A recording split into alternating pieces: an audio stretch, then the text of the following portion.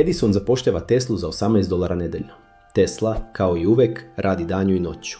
Za samo nekoliko mjeseci unapređuje Edisonove mašine, štedi mu $1000 i predlaže nešto revolucionarno, naizmeničnu struju. Ali Edison to odbija. Za njega je jednosmjerna struja bila budućnost. Rekao je Tesli, naizmenična struja je opasna, jednosmjerna je sigurna. Ko se time bavi, gubi vreme. Ipak, Tesla je bio uveren da je u pravu. Njegova vizija bila je veća. Sistem u kojem bi energija mogla da putuje kilometrima, da osvetljava gradove i pokreće svet. Kada mu je Edison obećao $50.000 ako poboljša diname, Tesla je verovao da je to iskreno. Radio je 6 mjeseci bez prestanka.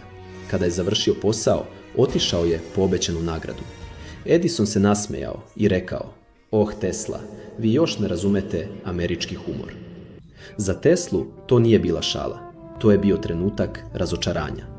U tišini je skinuo svoj radni kaput, uzeo šešir i napustio fabriku.